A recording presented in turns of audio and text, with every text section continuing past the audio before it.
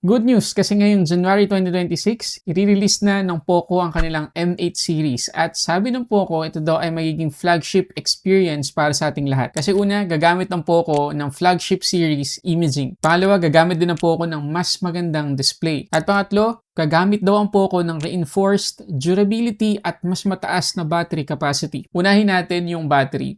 Imbes na 5,000 mAh yung gagamitin nilang capacity, 6,500 mAh yung ilalagay nila sa Poco M8 Pro 5G. At hindi lang yan, aabot ng 100 watts yung charging speed nito. At para mabigyan kayo ng idea kung gaano kabilis yan, from 0 to 100%, around 40 minutes lang yung aabutin na time. At hindi pa nagtatapos dyan kasi meron pa itong 22.5 watts na reverse charging. At pagdating naman sa display, hindi lang basta AMOLED yung gagamitin na screen dito. Meron pa itong 1.5K na resolution at aabot ng 3,200 nits yung peak brightness.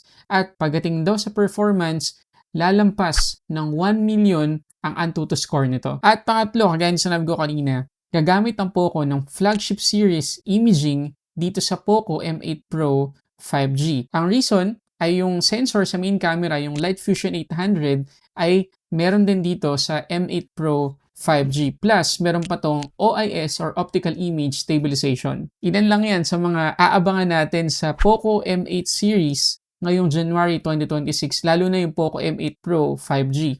Abangan nyo yung unboxing at full review natin dito sa channel. Pero sa ngayon, anong masasabi nyo sa mga improvements na nilagay ng Poco sa kanilang M8 series? Comment kayo dyan.